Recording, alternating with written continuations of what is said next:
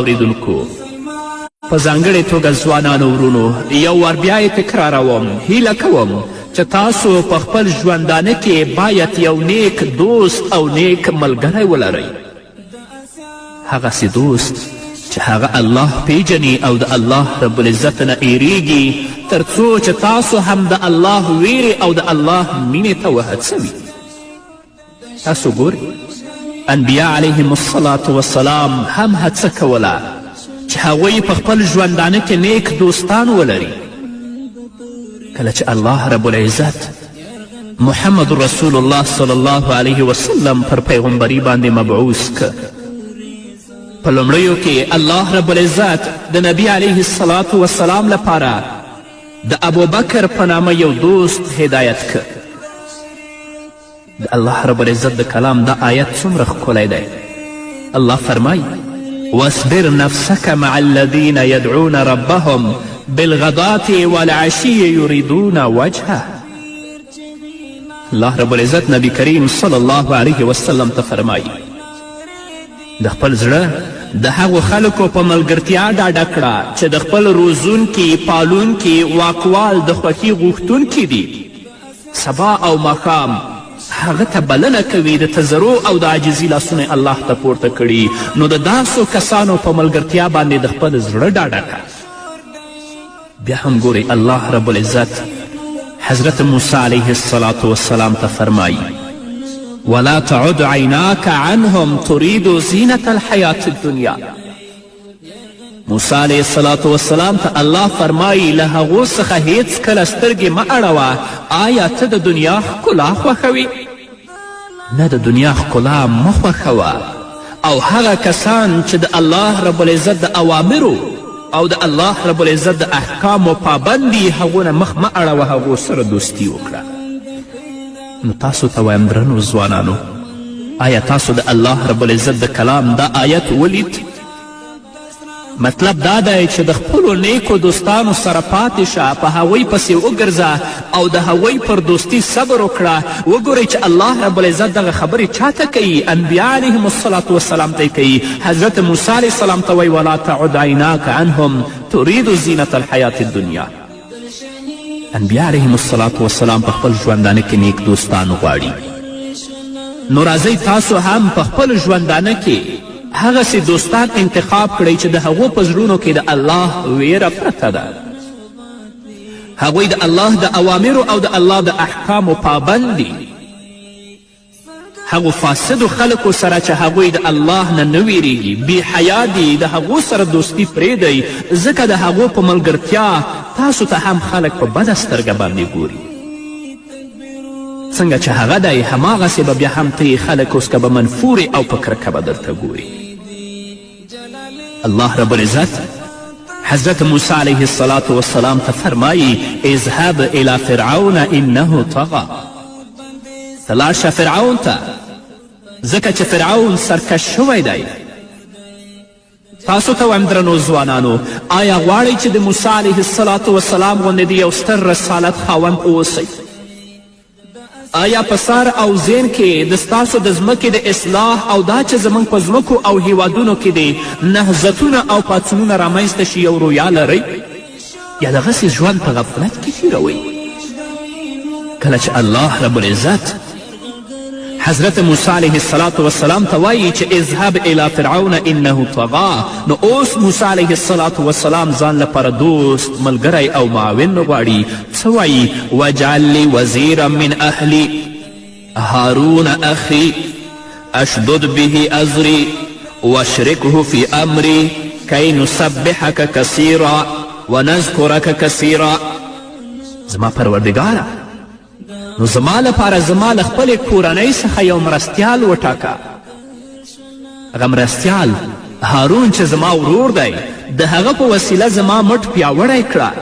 او هغه زما په کار کې برخوال کړه تر څو موږ ستا پاکي بیان کړو او ښه ستا یادونه او ستاینه خپره کړو تاسو ته وایم درنو ځوانانو باید بد دوستان پرېږدئ عین که چیرې د ستاسو صمیمي دوستان هم وي یو ګام د هغوی نه لرې شئ څه عیب او نیمګړتیا نه بلل کیږي که تاسو د خپلو بدو دوستانو ته نږدې شئ له هغوی سره د خپلې اړیکې ونه شکلوئ نو تاسو به ضایع شئ او هیڅکله هغوی تاسو نشي ژغورلی بلکې په هلاکت کې م غورځئ. الله مهربانه دی که د دې بدو دوستانو نه تاسو لرې شوئ الله رب العزت به تاسو ته نیک دوستان پیدا کړي او هغه نیک دوستان به تاسو د الله دین ته وهڅوي، د الله رب العزت مینې ته به تاسو وهڅوي، د اسلام مقدس دین مینې ته به تاسو وهڅوي. سرفرازي د دنیا او د آخرت به ستاسو په برخه وي. که ته یو منفي لیواله دوست لرې، یو بې پروا دوست لرې، دا هم درته ووایم چې څه ناڅه وساته، مګر د دې تر څنګ یو نیک دوست ته هم اړتیا لري چې له هغه سره په مرسته کولو کې له تا سره ملګرتیا وکړي. کله چې دغه بې پروا دوست د خپل په وړاندې دوه نیک دوستان وویني له هغوی څخه متاثره کیږي، هغه به هم نیک شي. دا خبره ځکه درته کوم که ته د هغه د اصلاح نیت لرې او پوهیږي چې هغه زموږ دوه دوستانو د نیکو اعمالو او د صالحو اعمالو نه متاثره کیږي، نیکه ګرځي، بیا یې مه پرېږده. او که د هغه په دوستي باندې بدبخته کیږي نو هیڅکله بیا هغه ته اړتیا نه لري نیک دوستان ځان ته په ژوند کې لټوه. یو نیک دوست پورې ځان کلک ونښلوه او له پالونکي رب څخه وغواړه چې هغه تا ته ارزانه او وړیا درکړي. تاسو قرآن کریم ته وګورئ، کله چې د پیغمبر علیه الصلاة والسلام او د ابابکر صدیق رضی الله تعالی عنه په اړه فرمایي نو الله فرمایي اذ اخرجه الذین کفروا ثانی اثنین اذ هما فی الغار. کله چې کافرانو نبی کریم صلی الله علیه وسلم له مکې مکرمې څخه ویستلی و، کله چې هغه صرف د دوو دویم و، کله چې هغوی دواړه په څمڅه کې او په غار کې ول، د دوو دویم و، نو دویم یې څوک و؟ حضرت ابابکر صدیق رضی الله تعالی عنه. د اسرا او د معراج په سفر کې نبی کریم صلی الله علیه وسلم یوازې تللی نه دی، جبرائیل علیه الصلاة والسلام محمد رسول الله صلی الله علیه وسلم سره په دې سفر کې ملګری و. د اسلام په مقدس دین کې زه یوازې په نامه هیڅ څیز نشته، یعنې زه یوازې یم، هیڅوک نه لرم. د دې په نامه د اسلام په مقدس دین کې څوک نشته، او که چا د انانیت دعوه کړې د هغه ناکامه دی، هم په دنیا کې او هم په آخرت کې. تاسو وګورئ د الله رب العزت کلام ته، سورة زمر 83 آیت. الله فرمایي وسیق الذین تقوا ربهم الی الجنة زمرا. او کومو کسانو چې د خپل رب له نافرماني څخه ډډه کوله هغوی به ډلې ډلې د جنت خواته بوتللی شي. یوازې نه، یعنی هیڅوک یوازې جنت ته داخلېدلی نشي. هر څوک چې په دنیا کې ورسره مینه لري لاس یې نیسي او په ګډه جنت ته داخلیږي. زمرا یعنی ډله ډله. هرې ډلې په دنیا کې هڅه او لټه کړې ده چې له یو او بل سره مینه وکړي نو په ګډه جنت ته ننوځي. نو قدرمنو اوریدونکو، موږ او تاسو ټول نیکانو دوستانو ته اړتیا لرو. ځان متاسف وینم کله چې وایم زموږ هیوادونه هم نیکو دوستانو ته اړتیا لري او زموږ ټولنې هم نیکو دوستانو ته اړتیا لري. نن ورځ تاسو وګورئ چې د دوی دوستي له چا سره ده. نو راشئ هغه کسانو سره په دنیا کې دوستي وکړئ چې هغوی د الله نه ویریږي، هغوی د الله د دین لپاره کار کوي، د هغوی یوازینی مقصد د الله رضا وي. که الله دوی جنت ته بوتله چې د دوی په صف کې ته هم ورسره جنت ته ولاړ شي. او که په دنیا کې له فاسدو خلکو سره ستا ملګرتیا وه، د هغو کسانو سره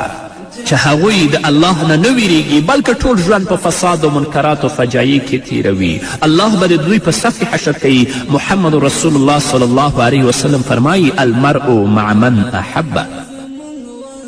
لومړنی کار چې محمد رسول الله صلی الله علیه وسلم په مدینې منوره کې ترسره کړه، وګورئ د مهاجرینو او انصارو ترمنځ یې ورورولي قایمه کړه. په دې ترتیب سره یې د یوې ځواکمنې ټولنې د تأسیس لومړنۍ پایه